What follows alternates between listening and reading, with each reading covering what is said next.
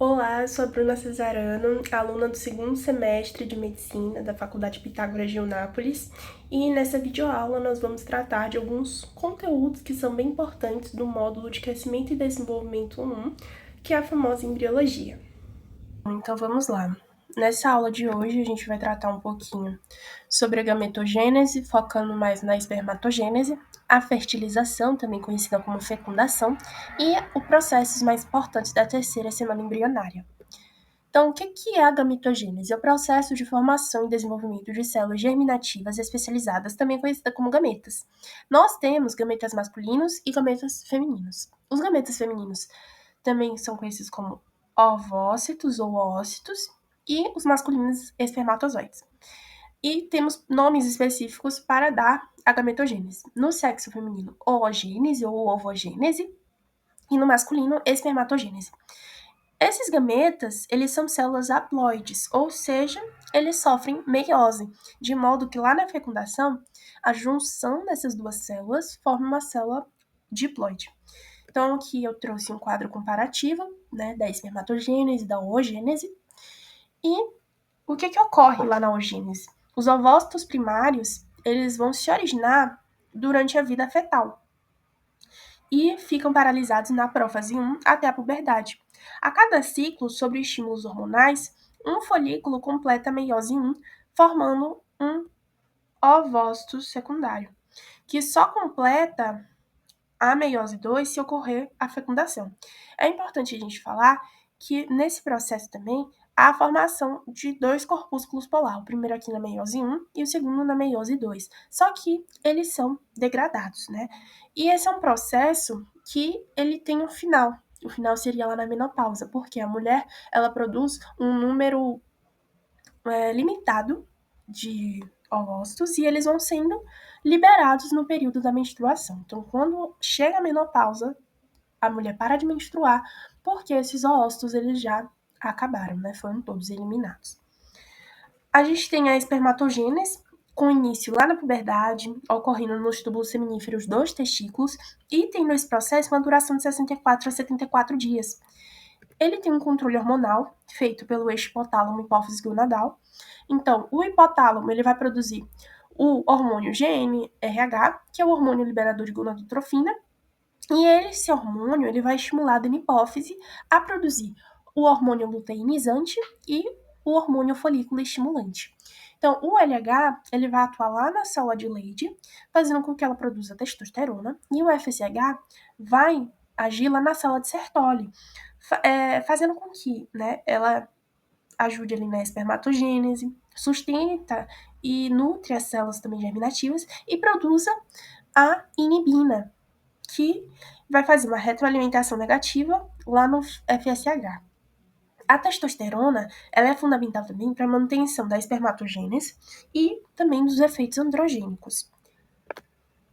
Aqui eu trouxe um quadro para a gente ver como é que acontece a espermatogênese, lembrando que elas ocorrem lá na célula de Sertoli. Então, quando os testículos do feto masculino se formam, essas células germinativas vão migrar para lá e vão sofrer mitose. Essa mitose vai originar espermatogônias. Aqui no sexo masculino, a gente tem dois tipos de espermatogônias. O do tipo A, que vai ser uma célula-tronco, que vai permitir essa produção contínua de espermatogônias.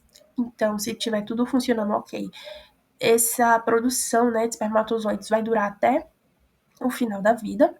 E a gente tem o tipo B, que vai dar origem ao espermatozoide. Então, ele vai crescer, vai se transformar em espermatócito 1, o qual vai passar pela meiose 1, se transformar em espermatócitos 2, vai passar pela meiose 2, esses espermatócitos 2, e vão chegar aqui nas espermátides. É importante a gente lembrar que lá no sexo feminino, nesse processo de oogênese, nós não vamos ter duas oogônias, a gente só vai ter uma, tá? E, assim, as espermátides, elas já são os espermatozoides? Não. Para que elas se diferenciem em espermatozoides, a gente passa pelo processo chamado espermiogênese. Então, o que ocorre aqui? A região de Golgi, o complexo de Golgi, ele vai dar origem ao acrossoma. Então, aqui no final a gente já tem o acrossoma. As mitocôndrias, elas vão se acumular aqui no finalzinho, né? A gente tá vendo. Por quê? elas vão ter que dar energia para, né, produzir ATP para a movimentação desse espermatozoide, que ocorre devido à formação do flagelo feito pelos centríolos, né? Então, aqui a gente já tem o espermatozoide completinho, e a gente vê também que o citoplasma, ele sai e o núcleo se condensa. Então, a gente tem aqui a baía mitocondrial, que vai produzir ATP e vai causar essa movimentação para que o flagelo se movimente, e isso ajuda também na fertilização, que é o processo de penetração do espermatozoide no ovócito. Isso geralmente ocorre na ampola da tuba uterina, porém pode ocorrer em outros lugares também, e isso acaba gerando uma gravidez ectópica. Então, tem alguns eventos principais que ocorrem nesse processo, como a capacitação espermática, que vai ocorrer lá no trato genital feminino, e são modificações químicas e funcionais que vão tornar o espermatozoide apto a fecundar. Então, nós, por exemplo, temos remoção de glicoproteínas da membrana do acrossoma, tem uma maior permeabilidade ao cálcio, com hiperativação da cauda, né? O que facilita muito essa penetração, e a preparação para a reação acrossômica também. Então, aqui nós vamos ter, penetração da coroa radiata, com ação mecânica do flagelo e enzimas, principalmente hialuronidase, já que a coroa radiata ela é composta de ácido hialurônico. Então, vamos ter também uma penetração da zona pelúcida, na ZP3, né? Vai ligar-se ao espermatozoide, vai ocorrer ali uma reação acrossômica, e enzimas como a acrosina vão degradar essa zona. Vamos ter também a fusão das membranas. Então, apenas o núcleo e a peça intermediária vão entrar no ovócito, e isso vai ativá-lo. Então, quais são as consequências imediatas desse processo? A ativação do ócito, como eu acabei de mencionar, ele vai completar a sua meiose 2, formando um óvulo maduro e o segundo corpúsculo polar. Vamos ter o bloqueio da poliespermia com a reação cortical aqui na zona pelúcida, que vai alterá-la, e isso vai impedir a entrada de outros espermatozoides. E a fusão dos pronúcleos masculino e feminino, formando um único núcleo com 46 cromossomos, então diploide, como eu tinha mencionado anteriormente. Horas depois desse processo todo, vai iniciar-se a segmentação, também conhecida como clivagem, que vai dar origem à mórula, depois à blástula e, por fim, o embrião. Então, vamos entrar aqui agora no desenvolvimento embrionário. Na primeira semana, temos a clivagem e o início da implantação e nidação lá no endométrio. Esse processo de implantação tem a liberação do HCG, então já permite a detecção da gravidez lá a partir do 7º dia. Na segunda semana, temos a finalização da implantação, o início da circulação uteroplacentária e a formação também do disco embrionário bilaminar. E na terceira semana, a gente vai ter o período crítico do desenvolvimento, onde podem ocorrer malformações. Temos a gastrulação, a formação das 3 camadas germinativas, a neurulação, a formação do coração primitivo também, que é o órgão funcional. Então, como é que ocorre, né? A gastrulação, ela vai estabelecer, como foi mencionado, as 3 camadas germinativas do embrião. E a gente tem primeiro a linha primitiva no epiblasto, lá na região caudal, que vai definir os eixos corporais, ela vai surgir definindo esses eixos, e temos também ali o nó primitivo, que vai dar origem à notocorda. Isso vai sinalizar o início, realmente, ali da gastrulação. Então, aqui a gente está vendo a linha primitiva, aqui no meio a gente está vendo o nó primitivo.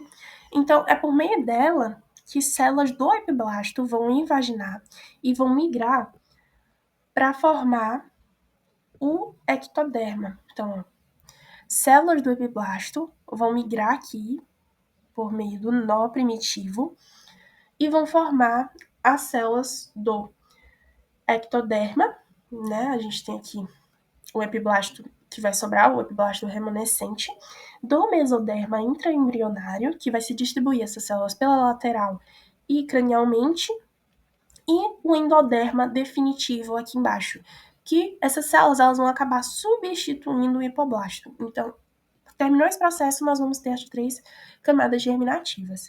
A partir disso, a gente vai para a notocorda, a formação da notocorda, né? Que é uma estrutura mesodérmica central e vai definir também ali o eixo embrionário, e é importante para a indução da placa neural, base do desenvolvimento do sistema nervoso. Então, o que acontece? as células do mesoderma, elas irão dar origem ao processo notocordal, como a gente está vendo aqui, que vai surgir debaixo do nó primitivo. Ele vai crescer em direção à placa pré-cordal, vai abrindo um espaço chamado canal notocordal, que também vai crescer o acompanhando, e a parte inferior vai sofrer apoptose. Sofreu apoptose, as células morreram. E vai sobrar a parte superior, que é chamada de placa notocordal.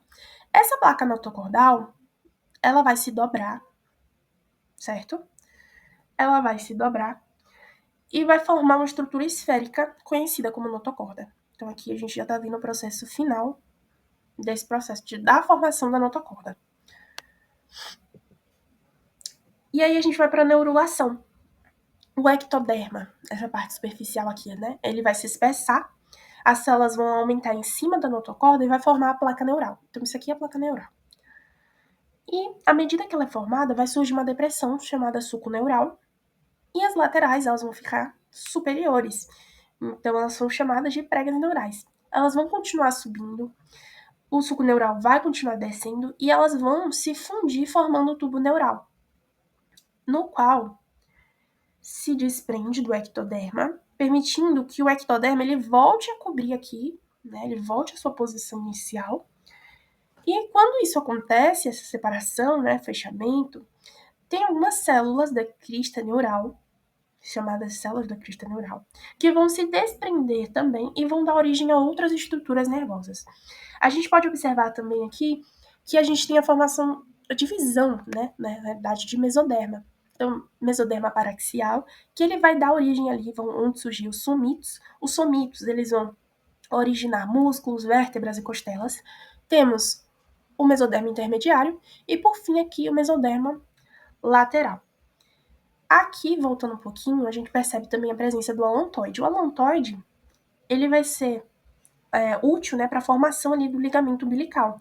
Ele vai formar, posteriormente, as artérias e as veias umbilicais. Então, é nessa terceira semana também que ele surge. E a gente tem o sistema cardiovascular primitivo, né? Então, também de origem do mesoderma, só que esse esplânico. Formação dos cordões endocárdicos, tubos cardíacos, vamos ter fusão do tubo cardíaco primitivo, início dos batimentos ali com mais ou menos o 20º dia, e o coração ele já contrátil garante a circulação embrionária, é o primeiro órgão funcional do embrião. Então, vamos ter dois processos aqui, a vasculogênese, onde células mesenquimais ou células do mesoderma, elas vão se diferenciar em ilhotas sanguíneas, formando novos vasos do zero, como dá para ver aqui, e vamos ter a angiogênese, vasos já formados que vão se ramificar e se expandir. Do mesoderma também vão surgir cordões endocárdicos que se unem formando tubos cardíacos. Então, esses tubos eles vão se fundir, originando o tubo cardíaco primitivo, e esse tubo cardíaco primitivo vai fazer aquilo que a gente já comentou no slide anterior, que é começar a bater por volta do 20º dia e começar essa circulação mesmo. Então, a gente também tem, como foi mencionado lá no início, malformações. Podem haver malformações no tubo neural. Então, geralmente ali na terceira, quarta semana. Por exemplo, a anencefalia e a espinha bífida. Então, aqui a espinha bífida e a anencefalia. E por que que ocorre, né? Geralmente, deficiência de ácido fólico, vitamina B9. Ela é essencial para o fechamento do tubo neural. Quando a gente está em deficiência, a gente tem esse aumento dos riscos de defeitos congênitos. E a suplementação pré-concepção e no primeiro trimestre seria a prevenção eficaz para evitar essas malformações. Aqui eu coloquei, né, as referências bibliográficas e acabamos a nossa aula. Chegamos ao fim da nossa videoaula, espero que o conteúdo tenha sido passado da melhor forma possível e que ele agregue para o conhecimento de vocês.